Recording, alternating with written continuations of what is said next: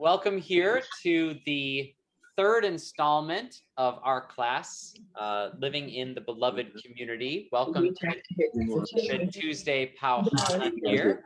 If you came expecting something else, I'm sorry to say this is what you're stuck with.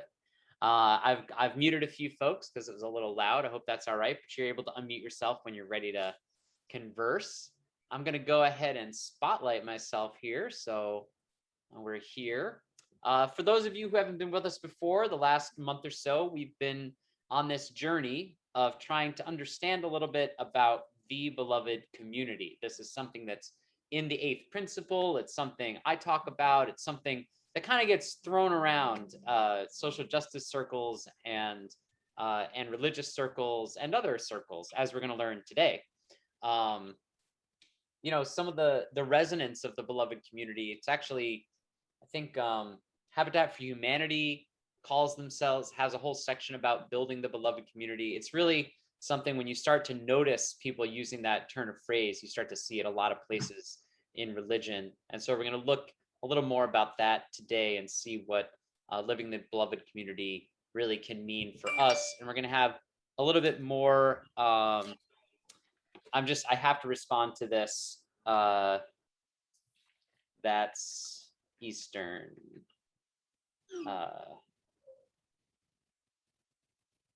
Okay, I'm sorry, Stuart's just confused. I'll call you when class is done. Okay, sorry about that. Pastor's work, never done. Okay, so we are in this we're in this class to our first two classes. We looked a little bit about the history of the meaning of the beloved community, and we looked at the ways that changed in the words and the ministry of Dr. King. And today we're going to look at more how it's used today, and maybe even how we start to think about what living the beloved community really means. So I'm going to share the screen here with our little PowerPoints for today.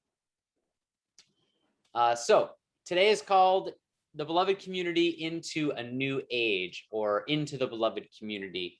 Does anyone know who this is, who we're seeing speaking here? You can just unmute and let us know. Reverend Barber. Yes, this is the Reverend Dr. William Barber II. He is the co-chair, co-leader of the National Poor People's Campaign.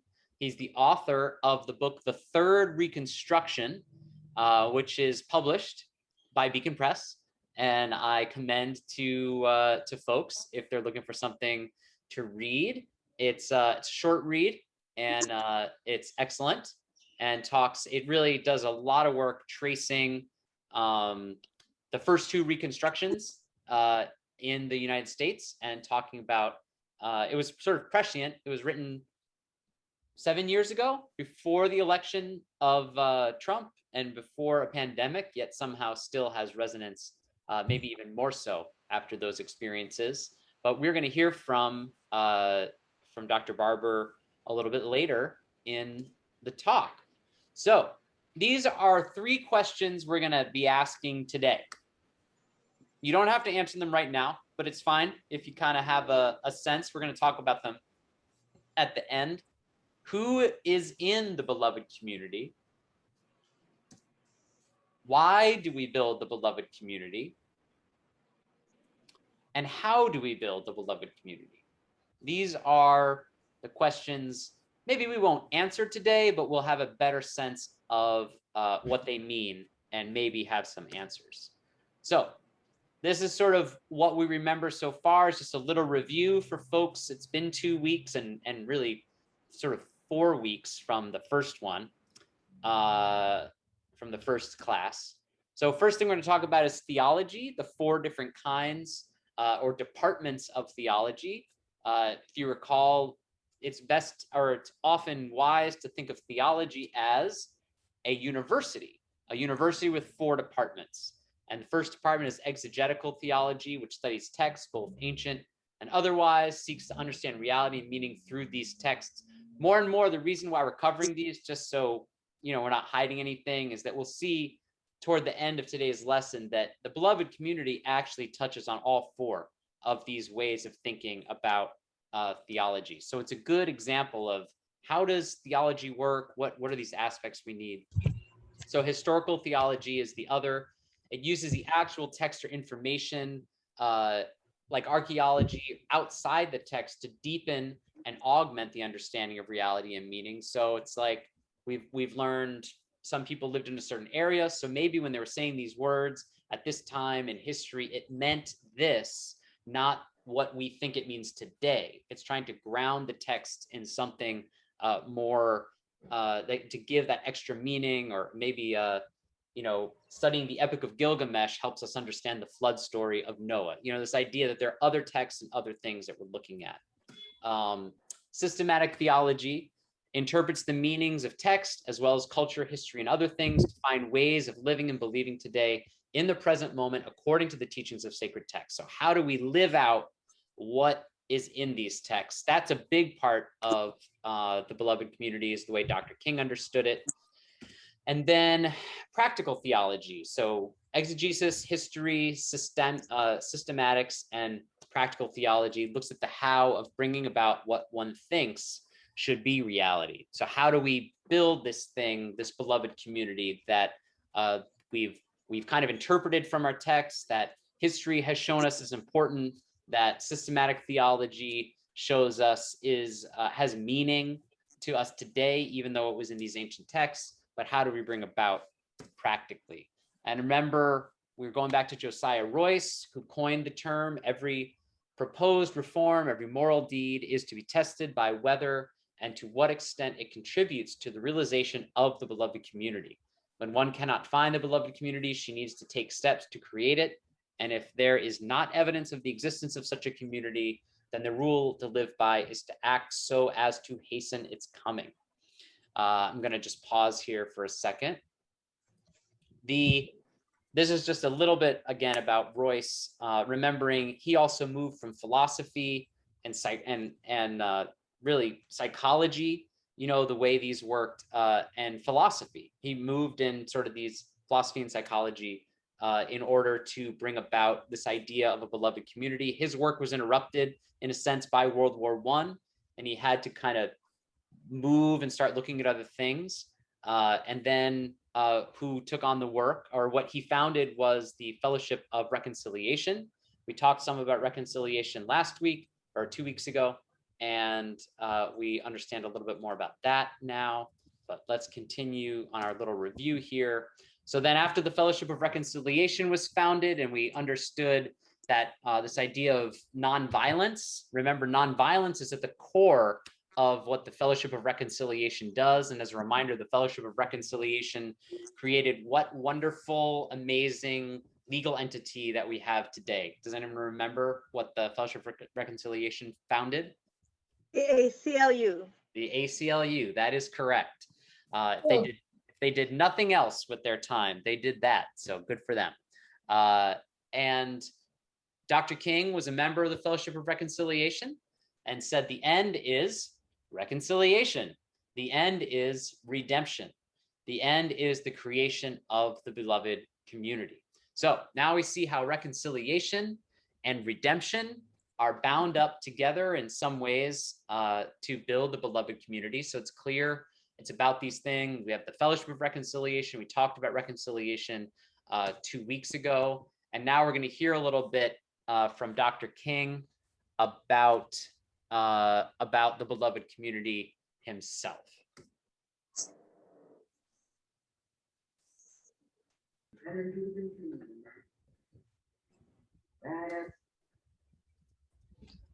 He goes into a conclusion that is wonderful, but we don't have the entire time to go through it. I'm sorry if some people can't hear it as well. I noticed it was a little quiet at the beginning. Hopefully it got a little louder.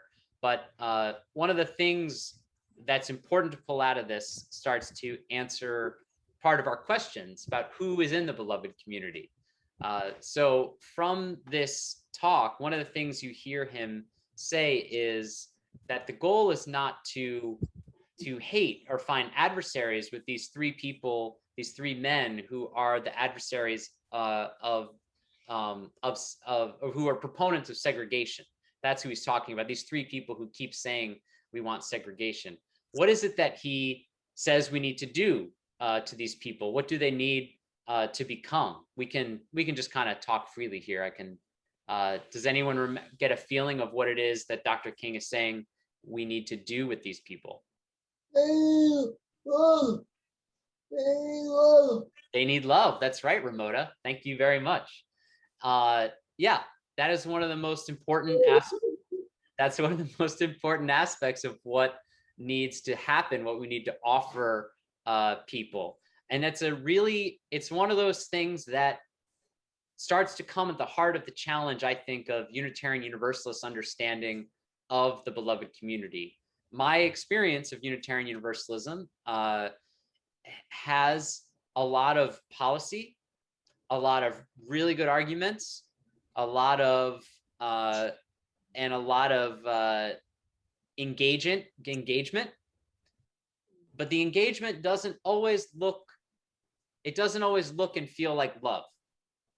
I'll just be honest. It's one of the things that I wouldn't say is a failing. It's just, I think it's something that's growing in Unitarian Universalism, of having this idea of loving someone else in such a way as to win them over. And that is really one of the tools that Dr. King is talking about here. And there are times it happens, don't get me wrong. It's not like Unitarian Universalists don't love and don't love their neighbors or like find ways to do this, but it's becoming a more polarizing time to try to do that. I think that the last 5 years have probably presented yet an even greater challenge to the idea of loving someone to win them over to one side. And this is going to be a more free-flowing class. So if I'm mistaken, someone let me know. But does anyone have any experience with that they want to share, or they think I'm right or wrong, or any experience with loving their neighbor as Unitarian Universalists? I agree with you. All right. Well, we have Ramota is agreeing with me. Anyone else agreeing?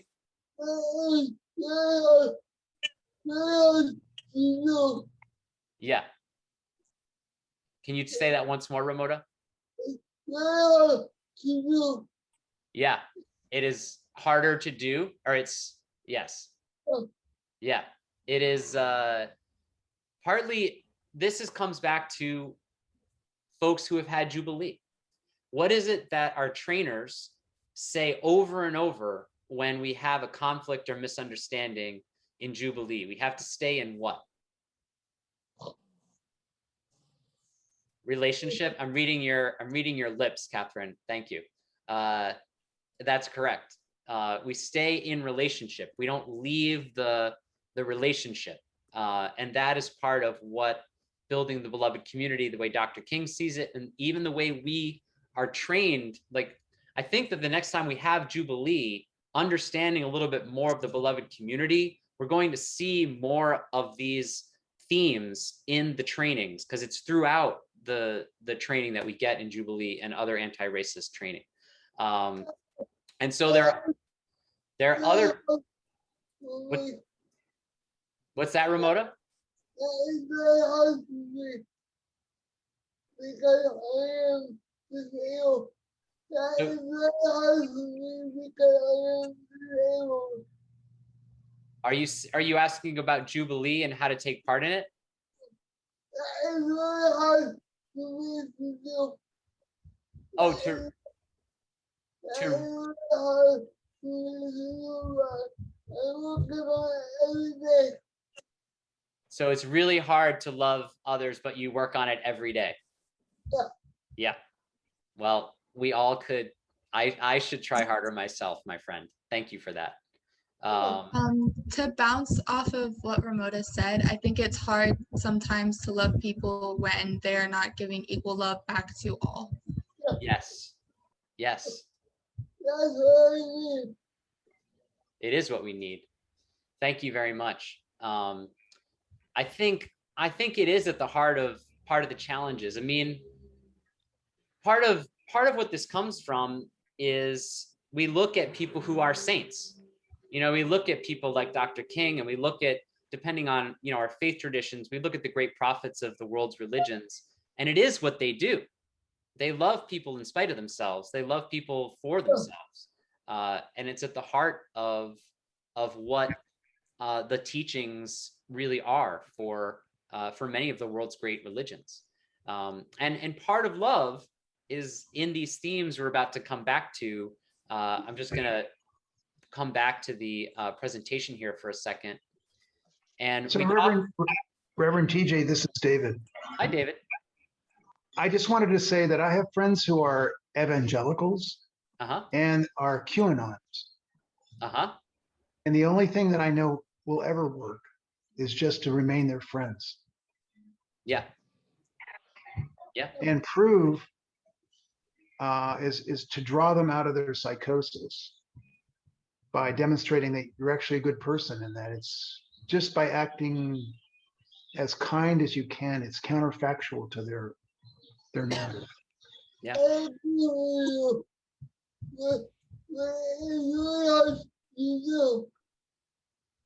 Yeah. You agree with David, Ramota?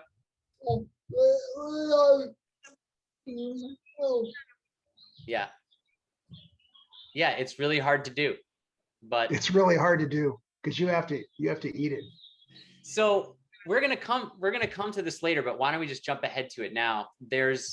What do you think is happening in us or in you? Maybe David, if you want to answer this, when you do that, when you continue to love someone or be friends with them, describe for us like what feeling you have when you're doing that inside. Well, I have a really good friend of mine who I've known for many years, and they moved away. They're pretty evangelical Christian QAnon people, and I still maintain conversation with them at least with one of my friends. And I just do this on the hope that my being part of just who I am, and the fact that I'm not a communist, and I pay taxes, and I'm a good parent, that somehow this will sink in. You know, it's a mechanical process, but it's okay. Yeah, it's love with empirical background behind it, right? So as only a Unitarian can love. Yes. Exactly right. There's a purpose to this love. I know it's going to work, right? But that's just hope and aspiration, right? But I do believe it's going to work. I mean, people are going to like go, well, wait a minute, this crazy shit that I believe isn't working with this guy because he's actually okay, right? Well, so, aspiration means with the spirit. That's great. Yeah. Yeah, and hope. Good words. Yeah, thank you, David. I appreciate it. Do you have friends like that, Ramota? Yeah. Yeah, and what do you do with them?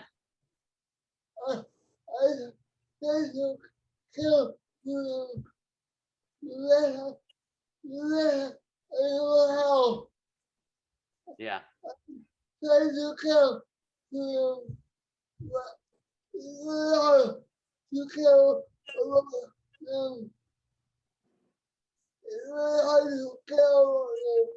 I know. It's really hard to care for them. Yeah. But you do it, we do it anyway, because, well, how does it make you feel when you do? Really happy? Yeah. Yeah. Because we don't do those things necessarily for the other people, right? In a sense, we love others for us, right? I'm not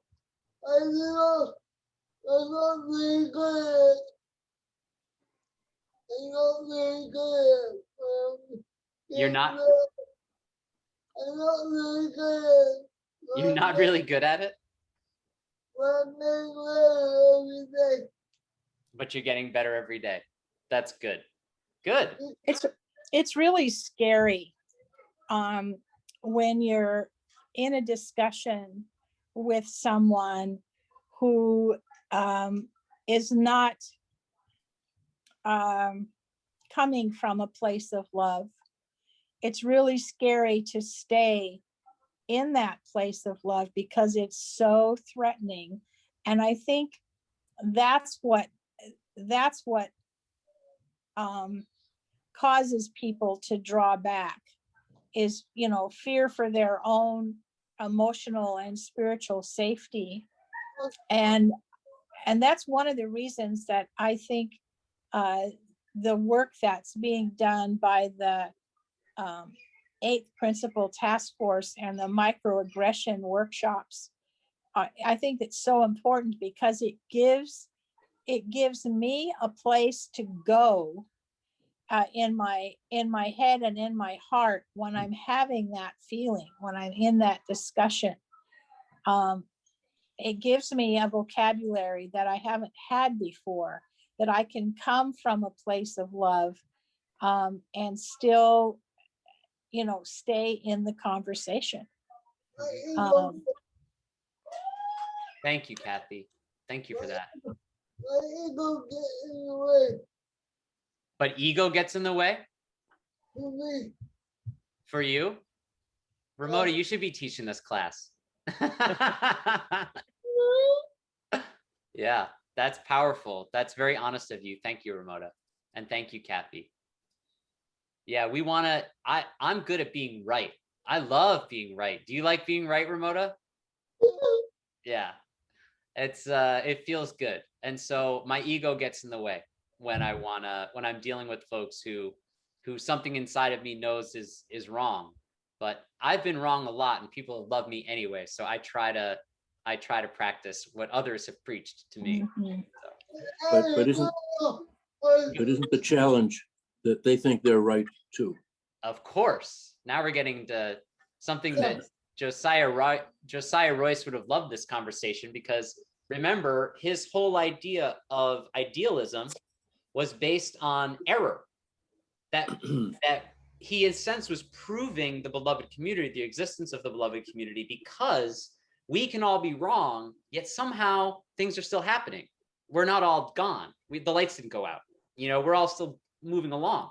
So he saw that as proof that there is something bigger than all of our decisions, all of our love, all of our best thinking at work, whether you call it God, whether you call it perfection, whether you call it ultimate reality, or just the spinning of the universe into nothingness. There is something there bigger than all of us because of the errors that we make. Yeah. I agree with me too. See, it's good to be right. It's fun.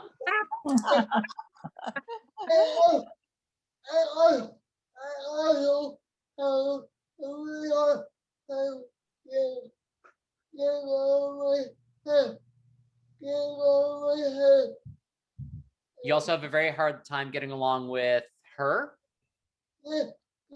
Getting out of his head. Oh, getting out of your head. Yes. Yes. Well, welcome to luckily we're at a class where we're going to do just that. So let's see how we're going here. But everyone, yeah, this is more of a free-flowing conversation class, so please chime in when you're feeling it. But I did want to bring up again what we talked a little bit about last week. Not a little bit. We actually had some time to discuss what reconciliation means. And just one example, we define reconciliation. This is in the Widening the Circle of Concern, as two parties coming to a place of restored community, which implies there was community already, beloved community, restored community with one another. We recognize that first, cessation of harm is necessary, and also that reconciliation is often not the goal of reparations, as it requires a desire from both parties, both those who have harmed and those harmed. So that's a little bit about reconciliation. That's the first thing that Dr. King talked about. And reconciliation is what? It's a type of love. It's a type of understanding and coming together again in community. And then we talked a little about redemption. We talked about that it's important to think of redemption in its Christian meaning when we're talking about what King is talking about. And that is that sin, error, or wrong separates humans from God or ultimate reality or perfection or ultimate source or whatever you want to think about that. Theories of salvation range from universalism, which means all are redeemed. So redemption it refers to many different kinds of beliefs, and it goes to redemption, to election, atonement, ransom. All these are kinds of ways of thinking about salvation. Redemption is just one of them, and all these mean slightly different things. At its heart, though, redemption is an act or a teaching that brings a human to God, to an ultimate, back into the community, the ultimate community, the beloved community. I know I'm interchanging a lot of these words, but that the truth is one of the great works of the reason why the beloved community works so well as a theology for folks is that it really can hold a place for many people that isn't quite heaven, isn't quite the kingdom as we talked about. It holds a place that's special. And we'll get to why it's special in a little bit. First, I want to play a little bit of this from John Lewis. Hopefully, what I should have done also is put on the subtitles. My apologies. That's my bad. I should have thought more ahead. I know some of the sound is not good, but next time I do this class, I'll be sure the subtitles are on. But I think Representative Lewis is pretty easy to hear here. So hopefully it'll be better.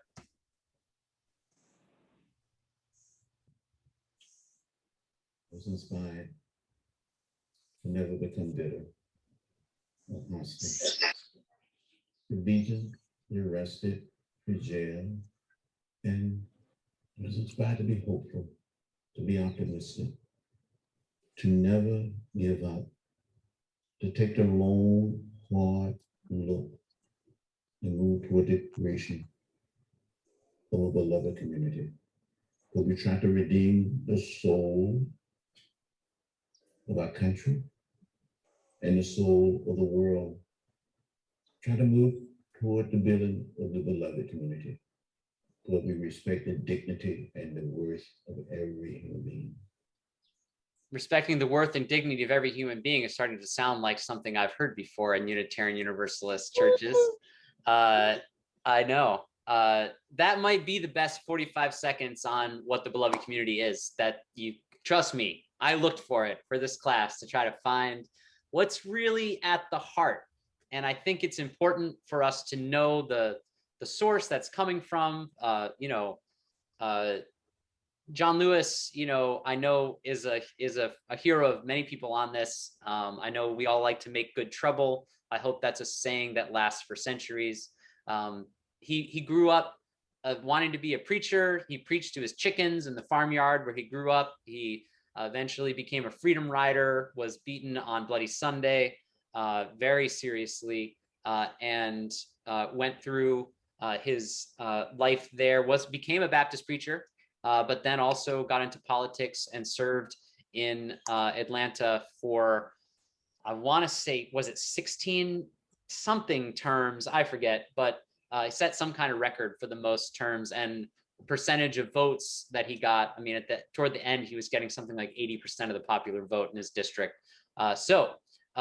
Someone, with an incredible history, but here toward the end of his life, actually talking about the beloved community. And though I couldn't parse it all out, even the eulogy that was given at his funeral was about the beloved community. So it's a powerful message. And the Velocics have their hand up. What's going on over there, Richard?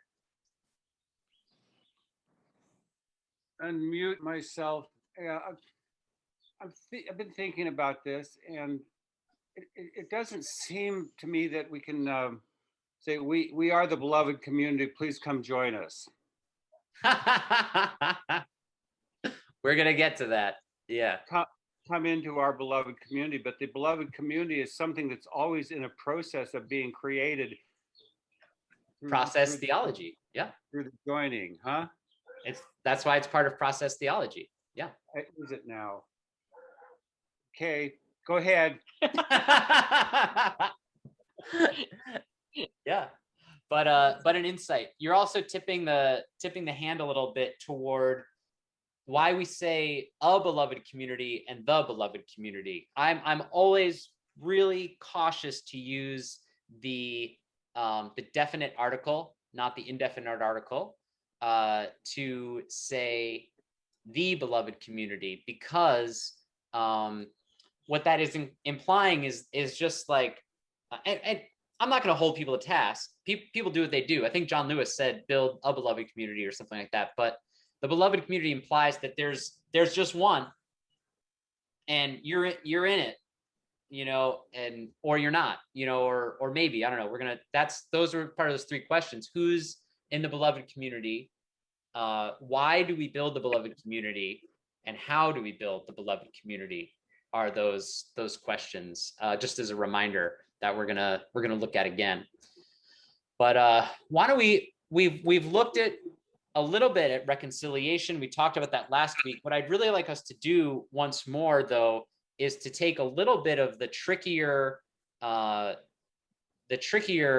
word, I think, for some of us, and take 8 minutes in our groups here, and we're going to take 8 minutes, and we're going to talk about, just in your group, come up with a sentence or two about what redemption means.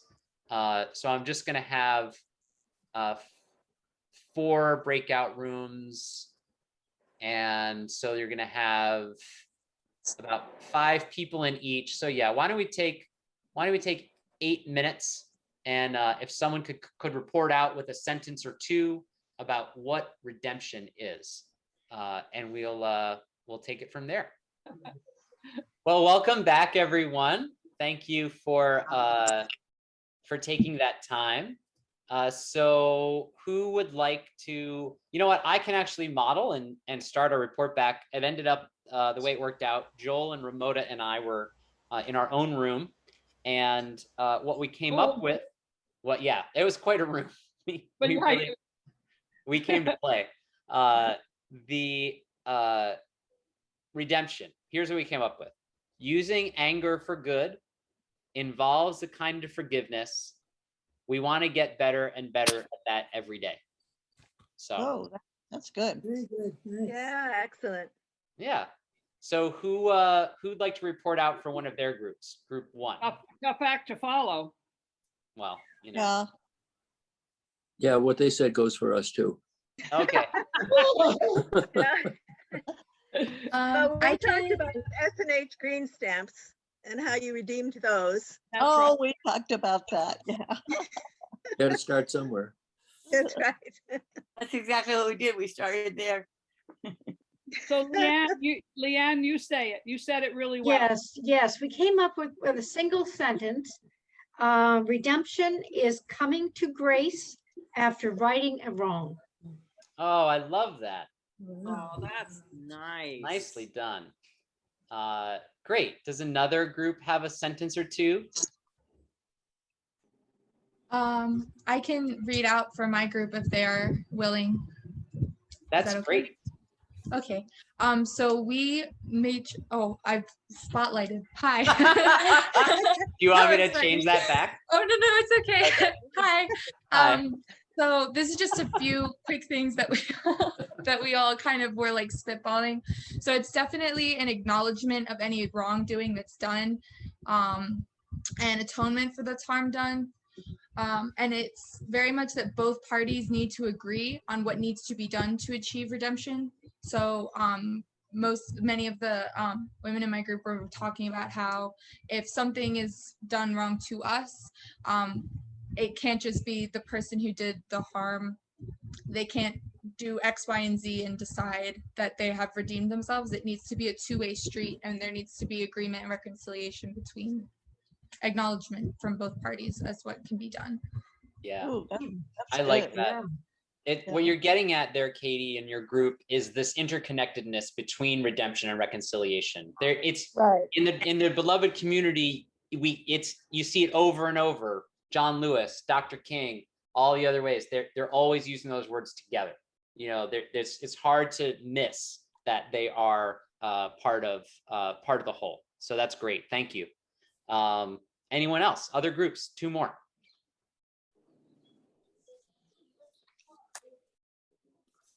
I really honestly can't remember what we said, but I was elected to report. And I think what everyone else has said is the idea of forgiveness, that we've reconciled, and then the next step is to recognize wrongs that have been done and move forward into the beloved community.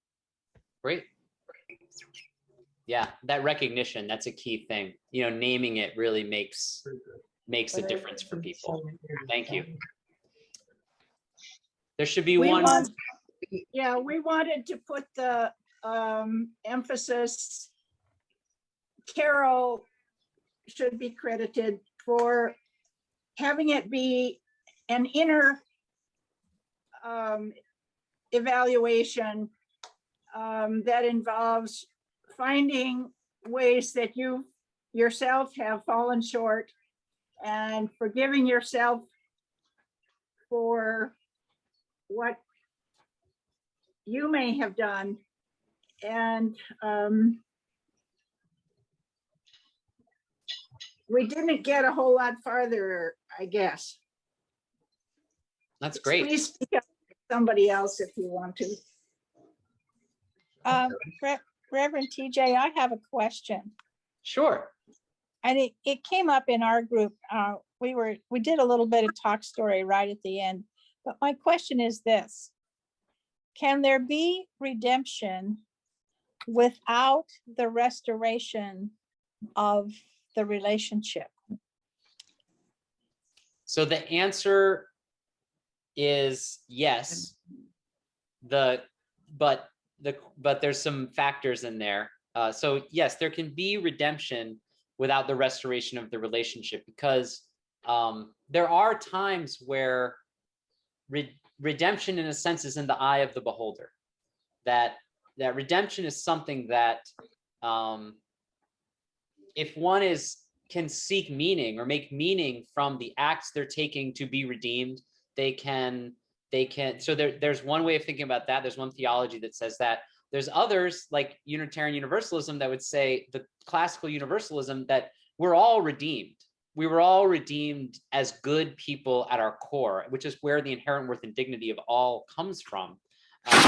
But whether that is sufficient to then build the beloved community in the way we have all mostly talked about, which is forgiveness and reconciliation, and really having this harmonious existence free of violence, the nonviolent piece. That's the other piece of the beloved community, nonviolence.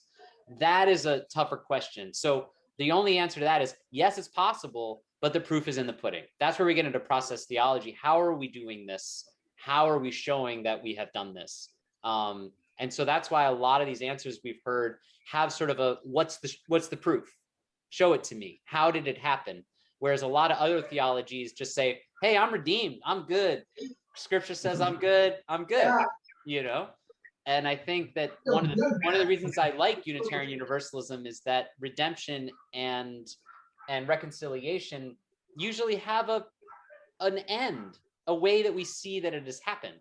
And that's just my take, obviously. It's just TJ talking, but that is one of the differences between our faith and some of the others. So that was a long answer to that question, but I hope it's helpful. Sorry, the dogs are fighting in my neighborhood. I don't know if you can hear it, but it's cacophony over here. So, well, good. All right, and Richard has his hand up. Go ahead, Yeah, Richard. I was just wondering if, and maybe I'm thinking in process terms again, I don't know. Would you speak toward your speaker? Yeah, sure. Is redemption a state that one achieves, or is it something that always is it asymptotic? Yes. Asymptotic. Well, I would say no, because eventually we die. So it's not asymptotic unless you believe the soul is eternal, which is fine if you do believe it is. Asymptotic means that it's a fraction going toward an axis like this, but in perpetuity it will never quite touch the axis. And so it's an asymptote. But the idea, I think that redemption isn't just one thing. If I'm redeemed from hell through the actions of an intercessor like Jesus or myself, or if I'm of a faith that does not believe in hell, like Unitarian Universalism or something else, then I'm redeemed from that. but am I redeemed from a living hell? Am I redeemed from hatred and anger and resentment? You know, have I pushed those things out in order to get some value back?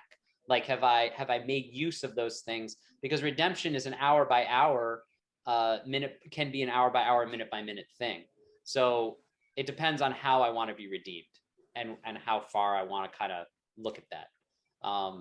That's how I would see it in sort of an overall process. But yeah. So what does it have to do with the beloved community? Well, it's part of the beloved community. That's a very good question. Maybe we should delve deeper into that very question. Here's just one thing from Widening the Circle also, if we're looking at how Unitarian Universalists talk about redemption. We are on a journey toward redemption, says the Reverend Dr. Sophia Betancourt. I forgot to put the quote there, but that's who says this. We have lived a year filled with lamentation, with the strength of generations, the failures of the everyday, and the deep down gritty messiness that is the promise of our salvation. There is inherent goodness that exists between and among us. I want to honor the weary, ragged miracle that is our living tradition. So this is grounding this idea of redemption, a journey toward redemption, apropos to Richard's question about when are we redeemed? Here in this statement by really one of the best working Unitarian Universalist theologians and educators is suggesting the same thing Richard might have been suggesting, which is that we're always working toward it. There's always a little bit something else we're doing. We're a journey toward redemption. And so that's one way that we see this in Widening the Circle. And the other is in the very introduction of the book. The Unitarian Universalist Association Commission on Institutional Change is charged with supporting long-term cultural and institutional change that redeems the essential promise and ideals of Unitarian Universalism. So now we're coming to the question. What are the essential ideals of Unitarian promise and ideals of Unitarian Universalism? We've talked about some of them already, like why we look at the beloved community differently than others, but now we're going to talk about getting into the beloved community. And so we're going to hear a little bit of Dr. Barber's prayer session here, and we're going to pick that up at 5:51. And here. We thank God tonight for all who have joined, people from various faith traditions.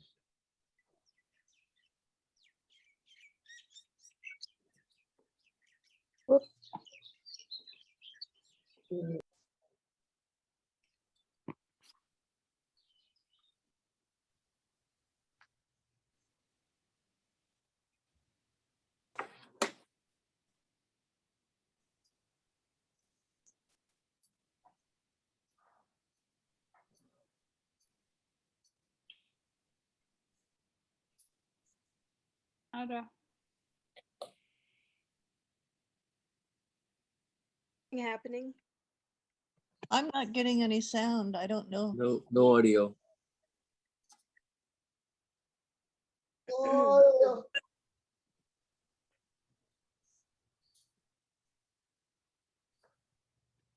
No audio You're from YouTube. muted, TJ.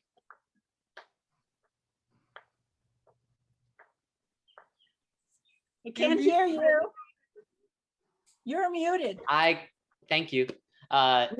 Yelling at louder doesn't make me understand faster. Yeah, I turned on the I turned on the mute because of all the noise in my neighborhood, and then it turned off all the sound for the video. And so, but the point is, I wanted to actually we could actually pause there because there's another video we need to get to.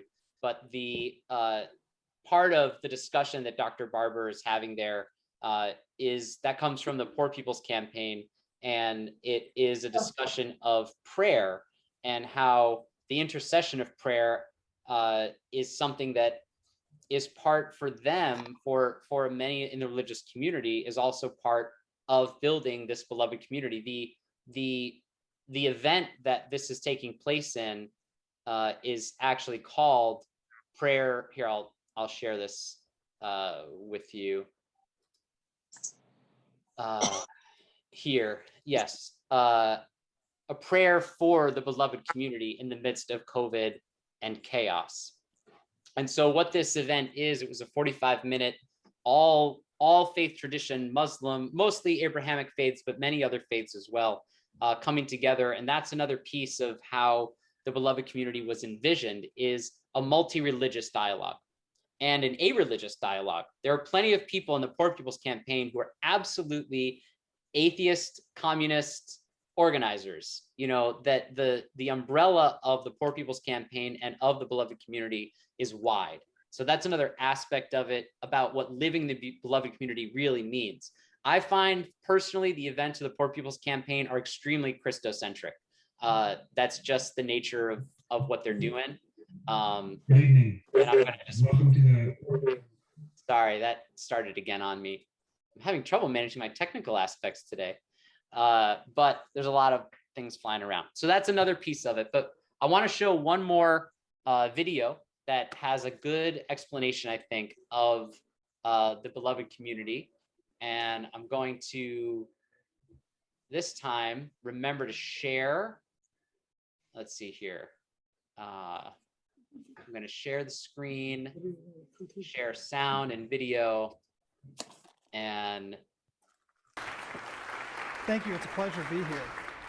When Todd first called and said that the theme was community, I started looking for the ways that community is used. And they're used a lot of different ways: online community, business community, white community, black community, tech community. I even crowdsourced this question to my little cadre of social media followers, and I got all kinds of responses where people felt community. Festivals, football games, funerals, churches. And of course, it might not surprise you that if you look at this, it doesn't really have much of a meaning. It doesn't really tell us what we should be doing if we're trying to build a community. When I think about community, I think about Martin Luther King Jr. And I think about the notion that he put forward of a beloved community. He said, our goal is to create a beloved community, and this will require a qualitative change in our souls and a quantitative change in our lives. You see, the community that King envisioned is all inclusive. Everybody's a part of it. It can't be exclusionary if it's beloved. Second, if it includes everyone, the differences of its members have to actually be embraced, the beloved part of the community. And then King talked a lot about, when he talked about beloved community, the fact that we all had to work for justice. And not only the justice of ourselves, but we had to work for the justice of every member of the beloved community. Now that is a pretty tall task, but I think it's a necessary one. And King thought it was a necessary one because what he said was that in an interconnected world, the only way we would develop the empathy required to actually solve our problems across our differences was by building the beloved community. So that's the challenge. How do we build the beloved community? Well, what if building the beloved community actually meant us taking one phrase and applying it to ourselves and to our actions? A phrase we've all heard many times: love thy neighbor. Now, I know what some of you are thinking. Love thy neighbor? You don't know my neighbor. Or like my wife and I, our walls were so thin, we knew our neighbor far too well. But I don't want us to think about a specific person when we think about love our neighbor. I think we want to look at the root of the word. It actually has two roots: ne, near, and bor, home base, or someone's heart to a certain extent. So if we take this notion of neighbor, instead of thinking about the people who live near us, I want us to turn it around and think about the people who we live near, that we actually start to be a neighbor by living near someone else's home. So in other words, how do you love someone's home base? Well, you can visit their home base, you can visit their community, and I'm sure many of us have. If I went to your home, I'm sure I'd see travel photos, and I'd see mementos, maybe artwork from other places, maybe other foods that you consume at home. But those visits are only visits. They are not the deep kind of engagement that we need when we think about beloved community, because If we're going to take this notion seriously, we have to confront a very tough truth. We cannot consume our way to community. One click, one more friend, one more trip is not actually going to build the beloved community. Instead, we need an engagement, an ongoing engagement with other communities and on their home turfs. So that is just one person's take from about 10 years ago, actually, in Atlanta. And he does go on to tell a story about visiting Dr. King's church and things like that, but we're running a little late, running a little low on time here. So I just wanted to, we've already talked a lot about these themes, and if people need to go, they can go, but we're going to look at finally at just some of these questions again, and just kind of have a discussion about what we think are the answers to these questions that we have found, having heard what we've heard now. So who is in the beloved community? What is people's take on that? Everyone. Should be everyone. Should be everyone. Should be everyone and everyone. Other takes. I don't agree with that. Okay, what do you think, Janice? How can a white supremacist become part of a beloved community? Because that makes us, in a way, complicit by accepting that philosophy and that into the beloved community. So now that's it. Are we accepting of, is a person their philosophy? It's what they believe and what they live and how they act.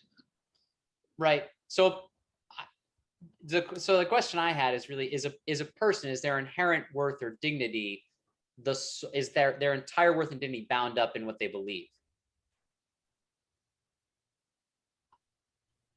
Oh, I'd have to think about it that way. Yeah, so I guess part of the question, I see Marie has her hand up. Marie, did you want to take it from there? Well, I was going to say no, because I can take the closest example I have is my daughter, who believes the total opposite of everything, what we're talking about. I don't agree with her at all, but I still love her. I still care about her. I still. Yeah. And would we say that she can't belong to our community? Can I say my daughter can't belong to my community? And I think that we raise also a question of there's the church community, there's the Unitarian Universalist First Unitarian Church of Honolulu community. Then there is the beloved community writ large, which is a bit of a different question. And so we will live with all men, is what Carolyn said, and all men and women. I think he actually then added women later. But that is, I think Ramota's trying to say something about loving people in the community. You have to. We will have to. That's a good one.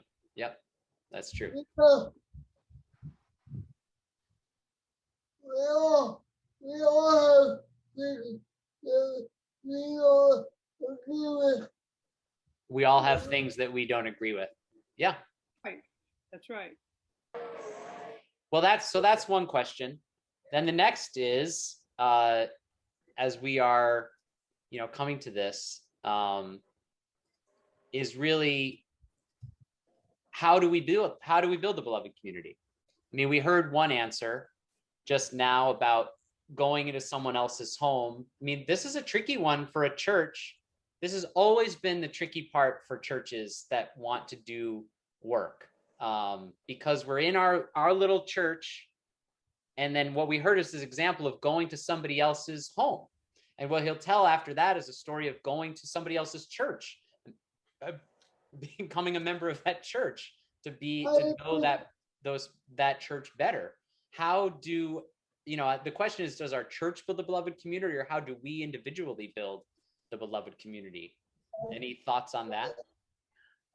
That's really hard to do, because I have done, and It's Okay. what we have to do. Sorry, I have to. It's really hard to do. Yes. Yes. Yeah, it is. Because you have to get your mail all the way. You have to get your mail all the way. We have to get involved all the way. Yeah. Yeah. Yeah.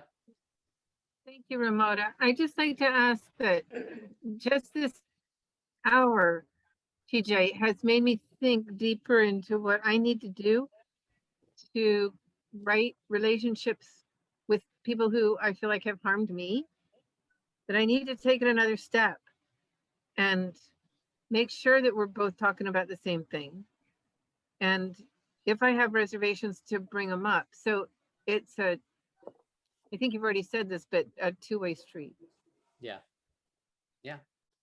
I mean, you raise a really good question, or sort of an answer, Kimberly, really about, there are people right inside many of our spheres that, and that are part of the beloved community, and that we are each individually an agent of that community, and that there may be relationships that need healing that are just at a cell phone's length, that are, near to us. And I'm not saying we need to run out and do all of them, but Kimberly just bringing that up, is just one area. That's just one answer to how. It's not the only answer, but there are others as well. So I see Kathy's got her hand up. We're going to go to Kathy. Yeah. If you could just unmute for me, Kathy, that'd be great. Sorry about that. Sorry. One of the things that I always have to think about is when I'm trying to restore or get a relationship back, which is part of building a beloved community, is starting with the person right next to you, is I do better if I can talk about what I'm going to do to make the relationship better.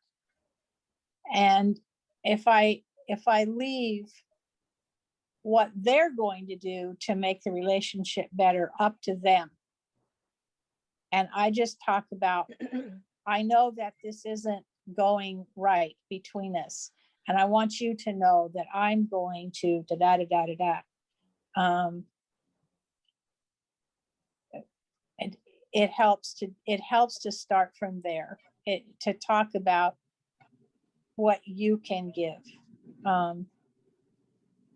It's hard. It's really scary, because sometimes that other person is, maybe not ready and maybe not quite with it.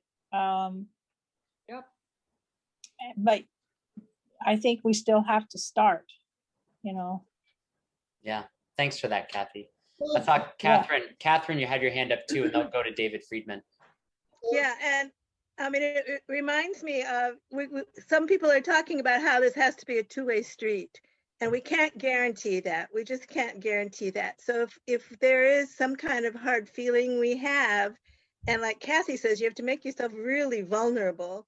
So it's scary, but you're doing it for yourself. You're not really doing it for the other person. And doing it for yourself contributes to this beloved community, because you won't have those same bad feelings. It's like they say, not forgiving is like, taking poison and hoping the other person will die. So it's like, you just have to do it for yourself. You just can't hope that the other person's going to come around the way you want them to. Yeah. You can do it. Yeah. Sometimes you cannot do it. Yeah, sometimes you can't do it. That's right. Right. David, you had your hand up? Yeah, I did. Just a comment, if I can. I'll try to be brief. We're a lot of, I think, what we're talking about is semantics, or the reason that it's so challenging to define and clarify some of these terms like redemption and even beloved. And I think that something that was missed from the earlier part of the breakout groups in our discussion was that I think that redemption has a lot of Christian baggage to it for me. And so it's difficult to kind of separate that out. And I realize, okay, let's separate that out. And then what is left, maybe a Unitarian or more universal perspective on redemption. And what I came up with is something that is transformative, that you need to change what was into what will be or what can be. I would hesitate to say what should or ought to be, because then you get into judgment. But definitely, I think that there's when we talk about redeeming, it's redeeming from a previous or former state into a next or while a transformative and elevated, evolved state. But the other thing is, I just wanted to come back to the word beloved and who is the beloved community. I think the term is very flexible, fluid, so that it can mean your neighbors, the people who live literally next door to you. It can mean the community, any number of communities that we're in, whether it's a quilting group or the church, the congregation, the neighborhood, the district, the island, etc. One last thought is that looking at the word beloved, putting a hyphen in the middle to change it to be loved. Yeah. And I think that that's why I resonated with what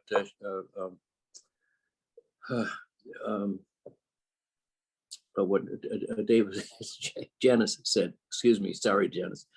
Too many levels and layers here. But the notion that I don't know that I can include white supremacists and QAnon members in the beloved community, because for me, they are not beloved. I do not love them. I don't like them. But if they transformed into something that was more akin to goodness, to progress, to inclusiveness, to generosity, compassion, a lot of things that I do ascribe to and aspire to, then they would be loved, etc. That's all. It kind of trails off from there. Good luck, David. Thank you. You're welcome. Blah, blah, blah. And then the rest of it is blah, blah, blah. Maybe the next class will be loving the Q. But we'll see about that. That's a stretch, isn't it? It is. I love people. I do love people who do believe those things. I have family that do. I love them. So that's a whole different thing. Well, then we get into semantical territory with the word love, even. Yeah.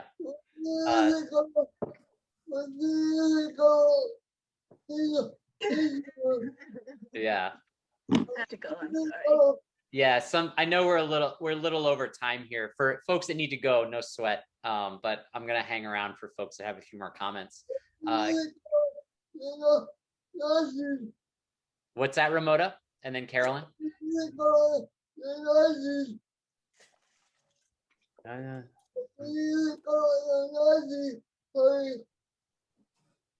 I'm not sure on this one, buddy.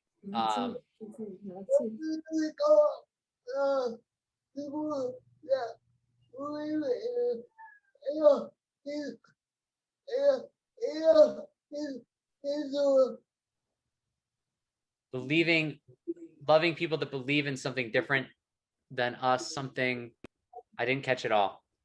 I'm sorry.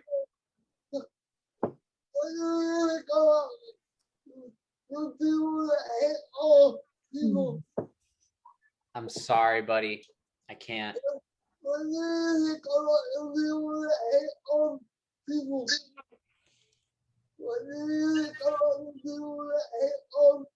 That hate, it's hard to love people that hate other people. Yeah. Yes. Got it. Yes. Thank you. Carolyn? When I first heard it, it's been quite a long time ago, and I did not ask, what do you mean by that? And I began just deciding it was jargon, and it rather turned me off. And the way you say it with 3 syllables rather than beloved, and I think I did hear King say it with just the two. I am so grateful for getting some insight into an actual understanding. It's been too long that I just threw out the idea. It didn't mean a thing to me. Yeah. I had that. You're not the only one, Carolyn. Like, I know people saw that in the 8th principle and they just said whatever, and they've been kind of going with it for 4 years, 5 years, honestly. And I'm not gonna get into who or whatever, but I applaud the folks that went ahead with the faith and did it. But I felt that it's a concept that deserved the dignity of understanding. And I Thank hope, you. yeah. Yeah. And so I'll just end by, I mean, I don't think we will get too far into this answer, but I think it's one that we each need to kind of answer for ourselves. But how do we build the beloved community? I think we found a lot of answers. We've had a lot of hints, I'd say. We've talked about love. We've talked about forgiveness. We talked about redemption.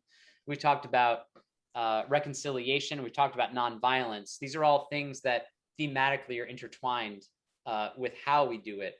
And really, it's a question each of us has to answer. And maybe when we come together as a community again, united again, at least in Sunday morning worship and not on Zoom, we'll get a clearer vision of what we want to be doing over the next few years to build a beloved community together. At least I hope so.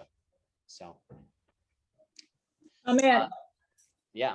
Janice, did you have a question? Yeah, what struck me today that resonated with me is aspiration of a beloved community, because Martin Luther King, he was talking about a global beloved community where there would be no poverty, there was no war, there was equal, there was no racism, there would be, everybody was included on an equal basis in, I mean, as far as I'm interpreting it, his speech. And those are impossible at some level, but we can all aspire to reach that. Am I off base saying that he was more on a global level of community? No, absolutely. I mean, he was friends with Gandhi, so yeah. I mean, he definitely had a global view. So yeah, and a disciple of Thoreau. So yeah, but he certainly did not think it was impossible. In fact, he thought it was possible in his lifetime, 100%. Okay. Yeah. So, great, Richard. I see you have your hand up. Yeah, I hear a lot of confusion between what people believe and how they act, and we're taking beliefs for actions a lot when there's no actions associated with beliefs. Let people believe whatever weird stuff they want to. We all believe weird stuff. That's how humans manage to be together. We believe in the same weird stuff. But people espouse all sorts of crazy beliefs, and yet we still seem to function lovingly together. So keep separate the idea of espousing, but by your acts you shall know them, I guess. What, don't put so much weight on what they say they believe. That change, that's like a fad. It changes all the time. I've known too many people who are loving, kind people, treat other people well and decently, and you start talking about their politics, and it's like the most bizarre, demented stuff you've ever heard. But that's not how they live their lives. My point exactly. Yeah. Okay. I saw a question. What is original source of the term beloved community before King? I believe that's Josiah Royce. We went over that the last 2 classes. That's who coined the term, the philosopher Josiah Royce. Well, good. Well, I think we're about at time. We've gone a little over, but thank you everyone for hanging in there, and thank you for a lovely time. I enjoyed this time. I thought it was really interesting how we started at Josiah Royce of questions of error and wrong, and we came to forgiveness and the questions of personal wrong still today. It's funny how the community still is asking those questions. We probably always will be, but until then, until we reach the beloved community, hang tight, stay in touch, many blessings, and aloha, everyone. Aloha. Aloha. Aloha. Thank you. Thank you, everyone. Thank you, everyone. Thank you, Pete.